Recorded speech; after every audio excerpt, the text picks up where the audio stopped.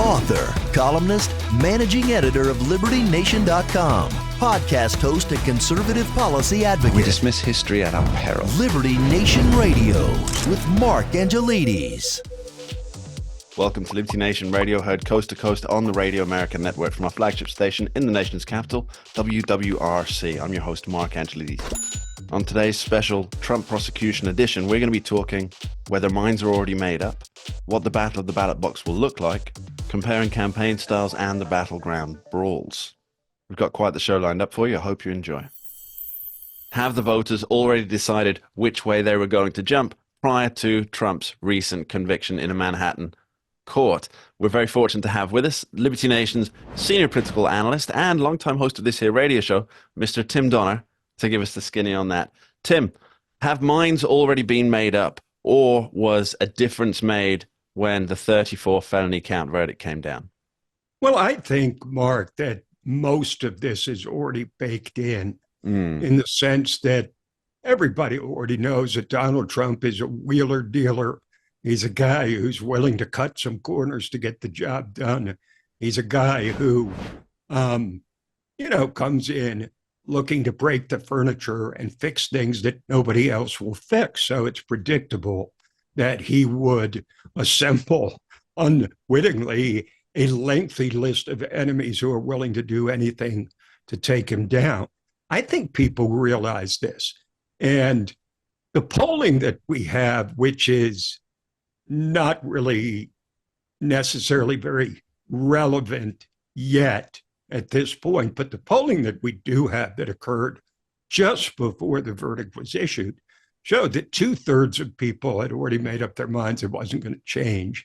And then you had almost equal numbers of people who said they would be either less likely or more likely to vote for him. So it looks to me like it's pretty much a wash, if I had to guess. I don't think it's changed the contours of the race, because if this was somebody in his first try for the presidency and he was convicted on 34 felony counts, his career, maybe even his life for a large part, would be over, but not Donald Trump.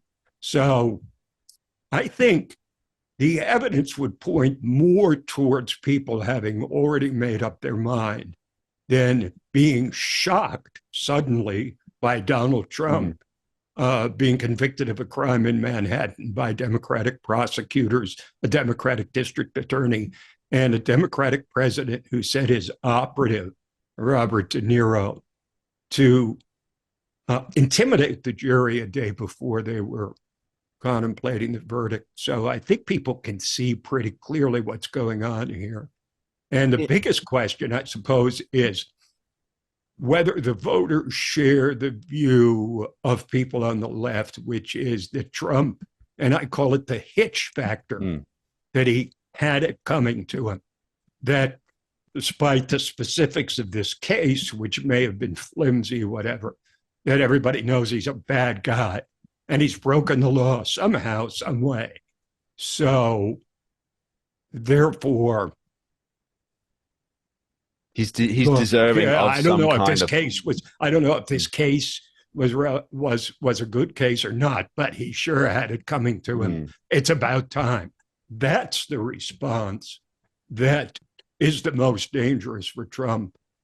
But you've got to think that most of those people are already voting against Trump to begin with. And not to drown you in numbers, Mark, but there was one other survey done of people who said that they might change their minds based on the verdict. But an overwhelming majority of those people do not support Biden and would not vote for Biden. So I'm not sure even that those I'll change their mind when the verdict comes in really changes things all that much. Yeah, I think the key term he used there was right at the beginning where he said it's already been baked in to the recipe, as it were. So everybody knew there's 91 felony charges facing former President Trump. These are just 34. There was bound to be one of them that he would be found guilty on at some point. Now, whether they stand or not through the systems of appeals that are sure to come, that's a slightly different question. But there's a couple of points I wanted to bring up and get your thoughts on here. Now, obviously, Liberty Nation, we had a roving reporter down at the Libertarian Party convention recently, and there Donald Trump made a pitch to the Libertarian Party. Now, they're fairly consistent with around 3% of the vote. In fact, so consistent that he mocked them at their own rally, which was quite an interesting move to do. But well, he didn't mock them so much as challenge them by saying, let's put it that way. If you want to just settle for 3% of the vote forever, then that's your decision, right? So the interesting thing that I think comes out of this is what we saw from all the photographs and the footage there, where there are so many people with the Free Ross signs referring to the founder of the Silk Road website, Ross Ulbricht, and Donald Trump promised that he would commute that sentence. Now that's an issue that animates all Libertarian Party voters because they see it as a judicial overreach of such magnitude. Now, these 34 felony counts for which Donald Trump has been found guilty in Manhattan, will they see that as the same kind of overreach? And have the people involved in prosecuting Donald Trump in Manhattan, have they made Donald Trump a martyr to the libertarians? And whereas he may have got perhaps a third of that 3% beforehand, a third to a half, will he now be likely to get almost all of that? Because he is, as far as they see it, some kind of martyr to their ideals of government overreach and the prosecution of an individual for essentially what they would not consider crimes. Well, I think the appearance at the... Sorry, I'll rephrase that into the simplest possible form. Has he just locked up the libertarian vote? Well, our own Scott Cosenza, who was covering the Libertarian Party convention and saw Mr. Trump's speech and the reaction to it, he's certainly going to draw some more votes because that is a central issue. As you said, it's something that they feel nobody else is going to offer to do. Robert F. Kennedy Jr. hasn't offered to do it. Obviously, Biden hasn't offered to do it. The Libertarian Party convention appearance mark, I think, says the same thing as his appearance in the Bronx, which drew over 20,000, and his appearance in New Jersey, which drew over 100,000, and his appearance at the UFC fight on Sunday night, where he got a uproarious reception from the UFC fans. He is willing to go anywhere, anytime, any place, and talk to anybody about anything. And I think that benefits him. He didn't go to the Bronx because he thinks that he can win the Bronx. Didn't go to New Jersey. Maybe he thinks he can win New Jersey. But most of all, he thinks he can force Joe Biden to have to defend New Jersey. And likewise, that's time that Biden should be spending somewhere else, probably in the Midwest, where Biden's likely to pitch his tent for the rest of the campaign, because he has to win Pennsylvania and Wisconsin and Michigan, as it now looks, in order to win a second term. So, yes, I think he's going to get libertarian votes. He's already showing that he's going to get a substantial bump in his vote among Black men. And I think the fact of his conviction could actually help his vote among Black men, because he's been incarcerated. And of course, he's potentially going to be incarcerated or facing potential incarceration, however you want to put it. And that creates some sort of a bond between Black men and Trump, victims of the system. Tim, just to jump in on that, there was a hand-wringing excuse for an article on the nation's capital's favorite paper about how saying that this helps Donald Trump with Black voters is in itself, the point was that in itself, saying that it'll help him, that's racist to point out. And I thought that was quite funny, just how That's the Desperate. best they can They come are. up with. Yeah.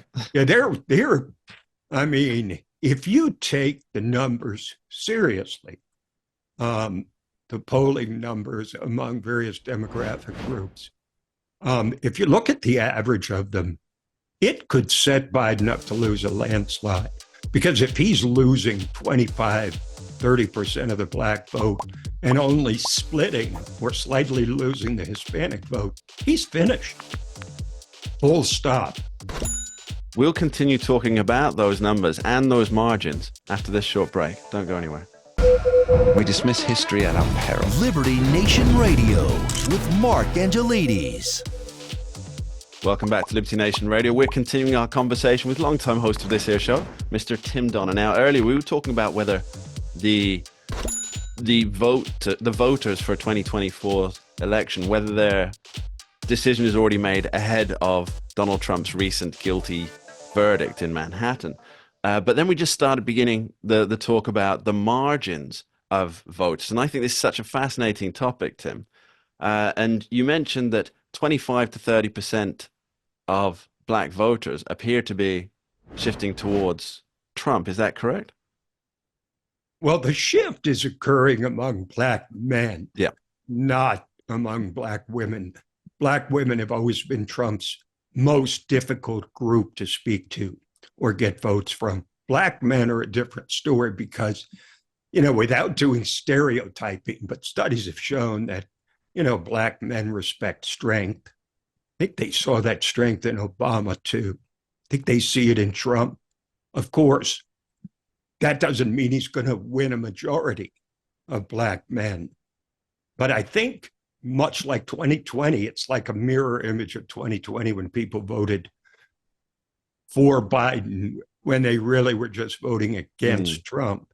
And I think it's going to be the reverse this time because it seems inconceivable to so many people that this 81-year-old man who's showing every bit his age can make it through another 4 years. And if he can't, what's the solution?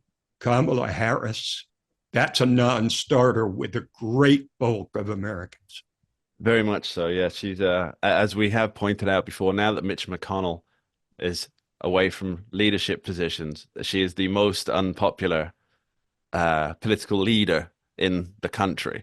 That's true. Now, let me intervene with one point about Mitch McConnell, who famously probably hates Donald Trump more than any other Republican, if not prominent Republican, in the nation's capital. And yet, after this verdict, even Mitch McConnell came out and said this case should never have been brought. So you can see where Trump is getting McConnell and all sorts of other Trump skeptics in the Republican Party to almost be forced to come to his defense and vote for him because of the way that they're trying to beat him. Yeah, it's interesting. It seems that perhaps this was the only event in history that could have united what has for a very long time been an incredibly fractured GOP. I mean, I think even Mitt Romney. Isn't that the greatest irony of all of this? Isn't it just?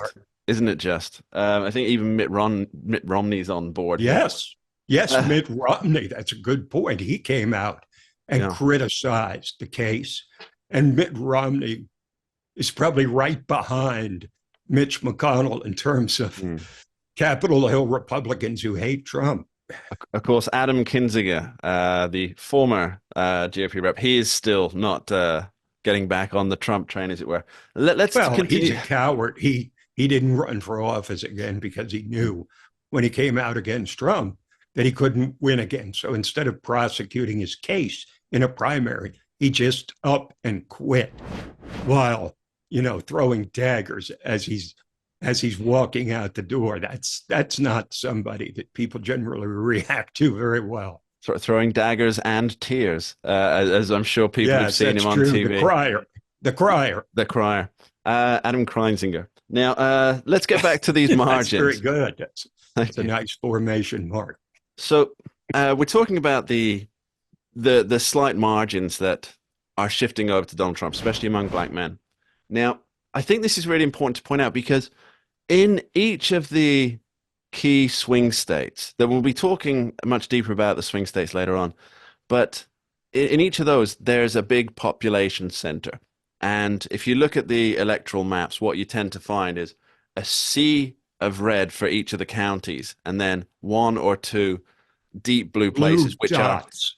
yeah, Yeah. little dots, little yins Right. in the yangs or yangs in the yings, depending on which way you want to look at it, of blue. And those are really heavy population centers, and they can swing an election. So even if every other county in a battleground state goes for Republicans, if the turnout is strong in these little blue dots, well, that can swing the entire state. Yes. And I think that's where it's so important when you're doing the electoral breakdown to focus on the margin. So if black men are moving away from Joe Biden, now they don't necessarily have to move towards Donald Trump, but if their turnout is lower, then that dilutes what's happening in that little blue dot. Now that blue dot will still be blue.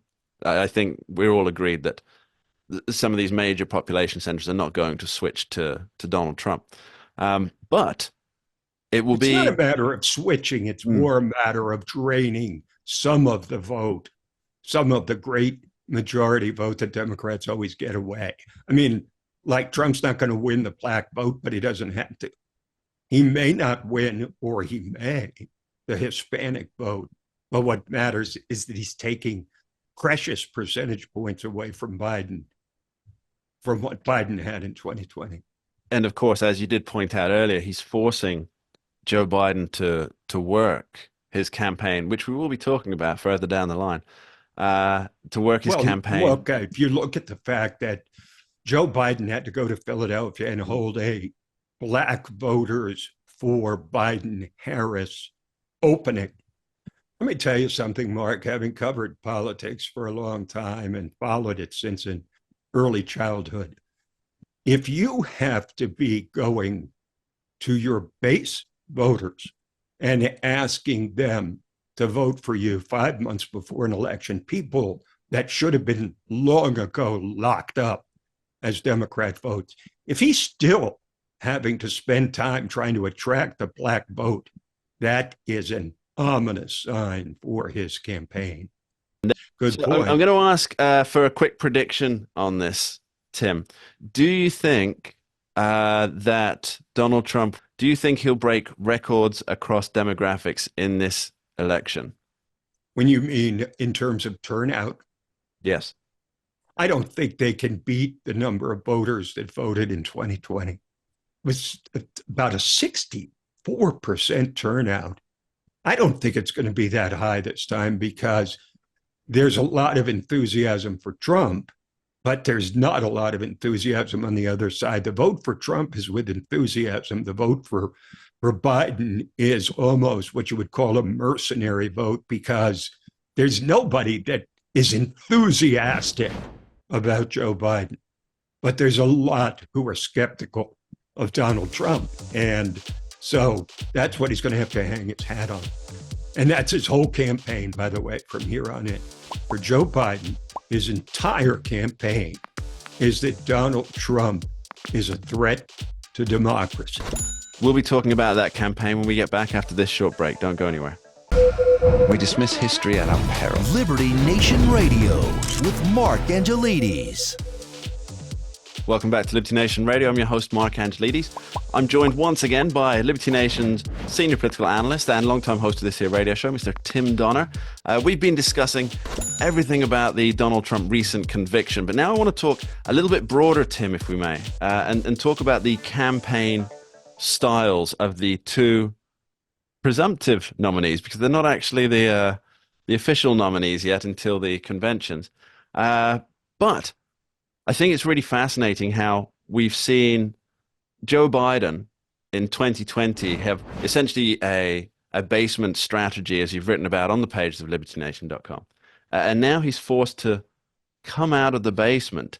And that doesn't seem to be working for him. What's your take on the campaigns here?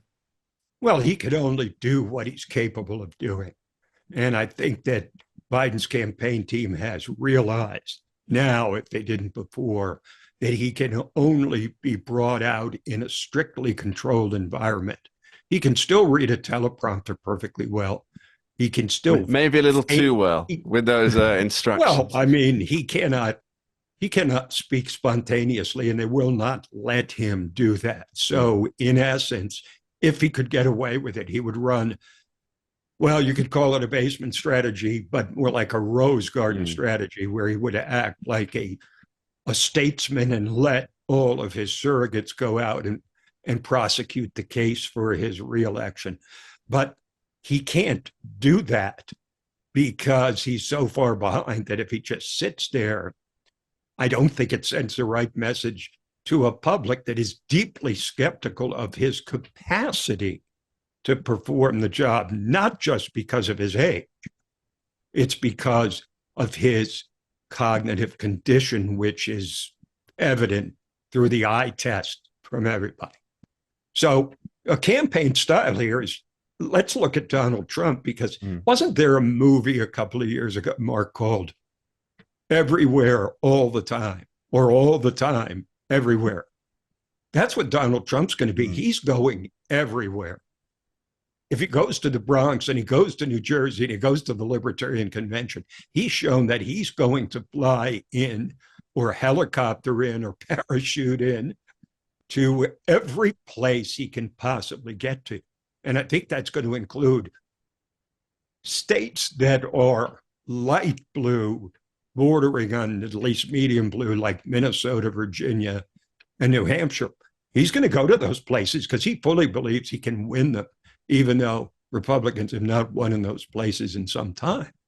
Joe Biden will be very, very careful, I think, in terms of where he goes, what he says, and whether any questions or interaction with the public are really going to be allowed. I remember all of this is the run-up to the debate on June 27th.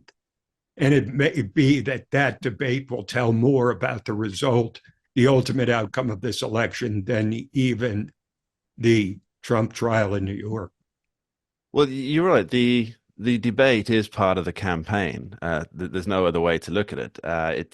It's a great opportunity for each candidate to put forward their vision for America.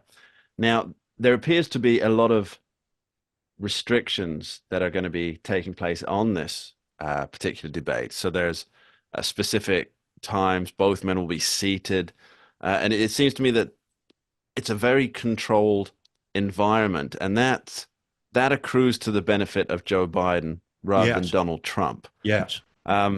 So what do you think the strategies there will be? I mean, if I were Donald Trump, I would be trying to make Joe Biden lose his notoriously thin temper. Well, I think it's been clear since he rejected the offer that no other politician I've ever seen in my life would have rejected, which was to appear at the Super Bowl for a softball interview. I think it became pretty clear after that Joe Biden was not going to be able to do a lot of the things that most presidents can.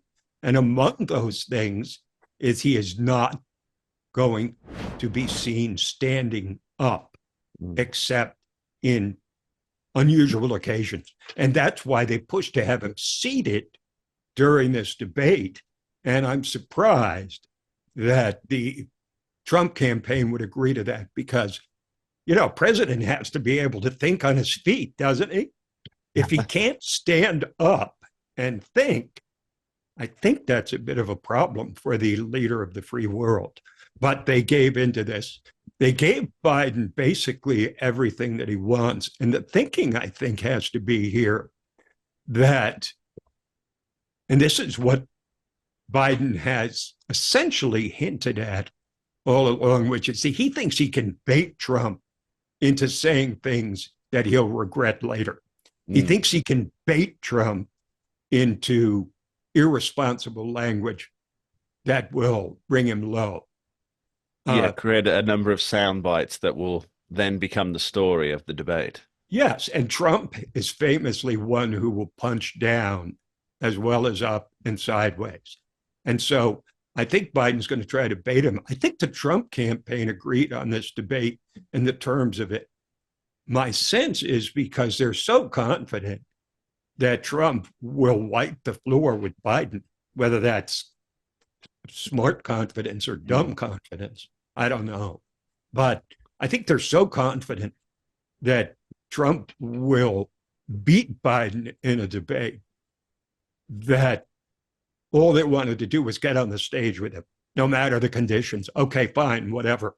Whatever your conditions, fine. We just want to be on the stage with him to show the difference. The two things I want to carry on there. One of them is that Donald Trump is very good at impromptu speaking. The day after his guilty conviction in Manhattan, he had a press conference at Trump Tower, and it was amazing if you follow what the media said about it. And on the front page of Yahoo News, I'm not sure if anybody's still familiar with that, but I'm still familiar with it. It had this I am too. glorious headline saying Trump does rambling speech from nowhere, or something similar to that. And I thought, wow, that's a really negative one. And you click in and it's a Reuters piece with doesn't have that headline at all. It says Trump addresses charges. And they said it was rambling because he didn't use a teleprompter to Well, he make his always speech. rambles. He always rambles. He I always like to say goes he off meanders rather topic. than He rambles. meanders. He goes off on tangents. He does a lot of, by the way, speaking of that, and then he goes on to something else. And I think people like that there's a sense of spontaneity instead of just reading a perfectly crafted script of a teleprompter. Well, that's the thing. It's almost evidence that he can, as you say, think on his feet, because he goes off on one tangent and then comes back to his overall theme. And I think he did something that Amy Coney Barrett did during her confirmation hearing with the notebook. He had a piece of paper in front of him, and he'd look down at it occasionally, then carry on. And then about 10 minutes before the end of the speech, he put the paper away and carried on. I don't think he had anything written on it, unless it was a food order. You could very possibly be right. He never feels that he has to do the kind of preparation that ordinary political candidates do. In 2020, by most accounts, and in 2016, his staff had to beg him to do serious debate prep because he thinks he can just go out on the stage and score a knockout because he's Donald Trump. So it'll be interesting to see if he has a lot of prepared talking points here in this debate on June 27th, or if he's just going to kind of let it fly. Yeah, do it on the night, as they say. We'll be back with Tim Donner after this short break. Don't go anywhere. We dismiss history at our peril. Liberty Nation Radio with Mark Angelides. And we're back speaking with Liberty Nation senior political analyst, Mr. Tim Donner. Tim, let's go straight into my favorite topic, and I'm sure it's one of yours: battleground states, polling, and what that means for the election. Now, yes, it's 5 months out, so a lot can change in that time. But you and I, we delve deep into the polls. We are always looking for any new polls that come out. And of course, most of all, certainly for me, I enjoy looking at the average of polls to get a better idea of what's happening in the battleground states, the 7 key states that will be decisive in every election. It's pretty fascinating what's happening, isn't it, Tim? Well, Mark, basically out of the 50 states in the union, 40 of them are considered safe for either Trump or Biden. That leaves 10 states, 3 of which Biden is favored in: Virginia, Minnesota, New Hampshire, but where Trump has vowed to campaign. That leaves 7 more states where the election will be decided, as you said. Now, in 4 of those states, North Carolina, Georgia, Arizona, and Nevada, Trump has leads that are either outside the margin of error or close to outside the margin of error. I think both campaigns think that those states have become safe for Trump if they weren't already. That leaves 3 states remaining in the Rust Belt. Pennsylvania, Michigan, and Wisconsin, those are the states that Trump flipped in 2016 to win the presidency. Those are the states that Biden flipped in 2020 to win the presidency. Now, Trump's path to 270 electoral votes there's a lot more paths to that mountaintop for Trump than for Biden. It's pretty much clear at this point that in order to be elected again, Joe Biden will have to win Pennsylvania and Wisconsin and Michigan.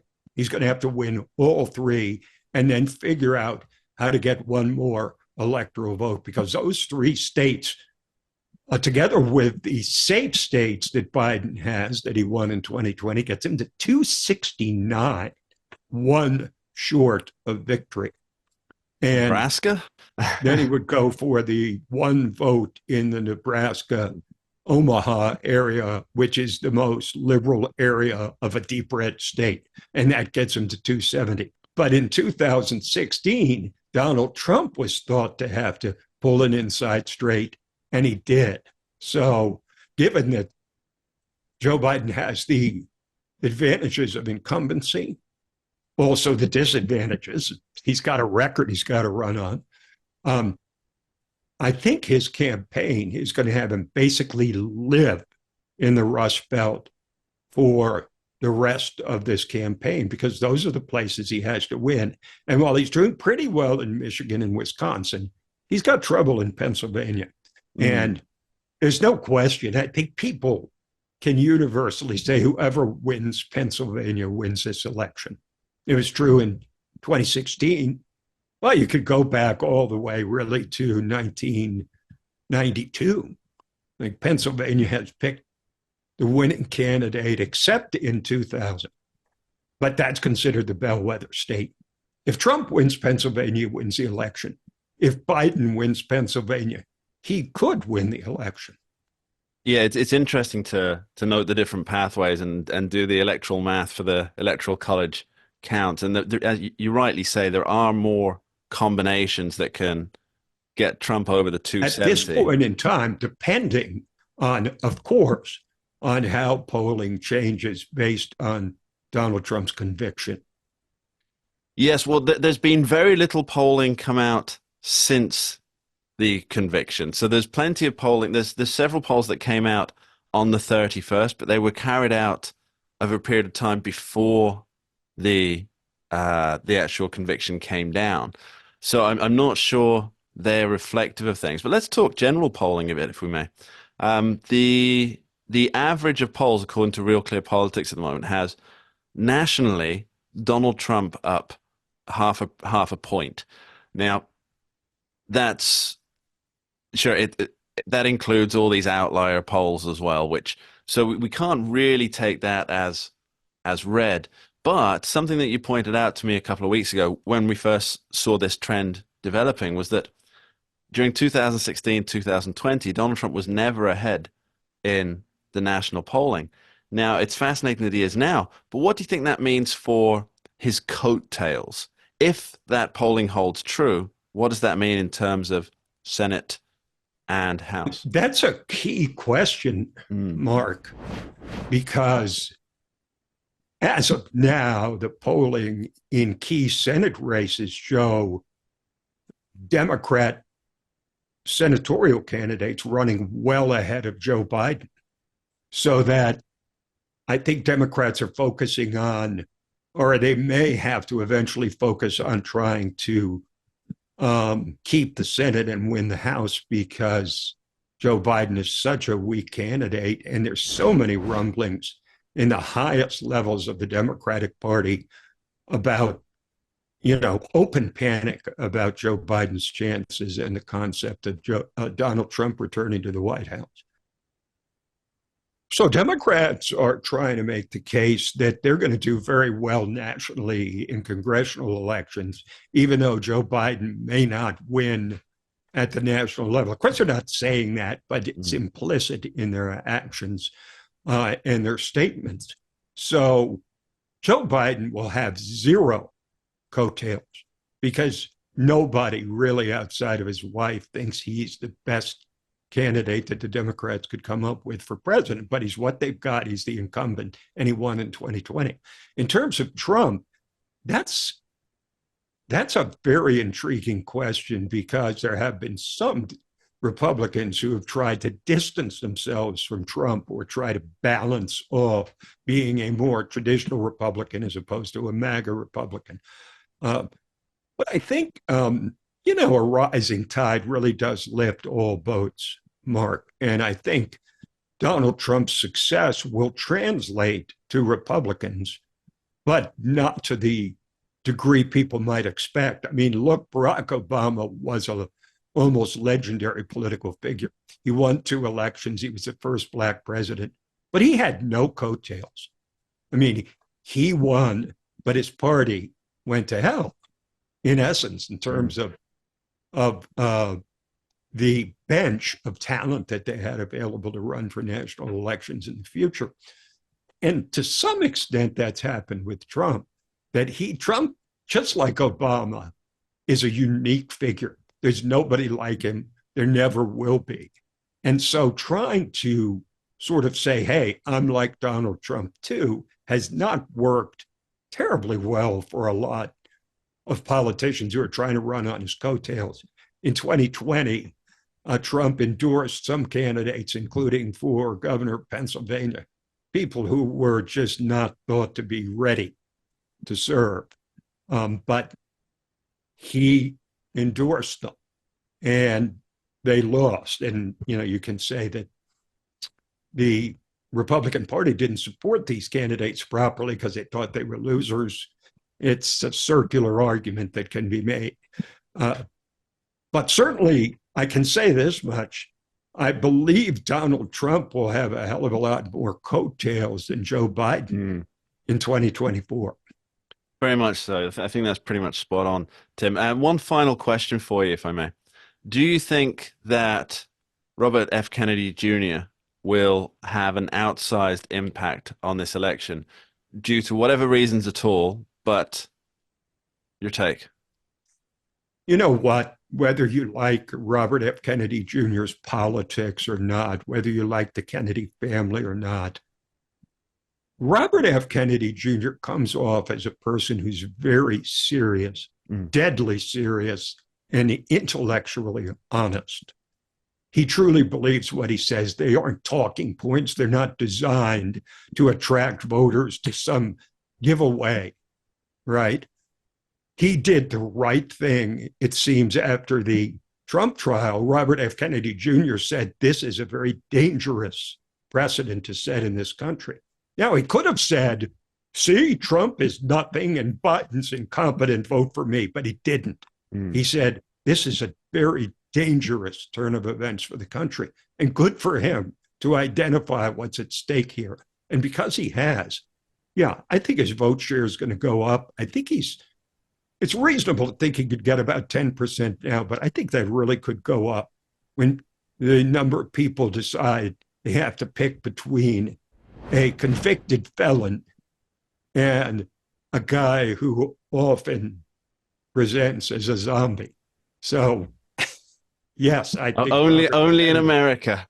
I think Robert F. Kennedy is looking good to more people now than he did before.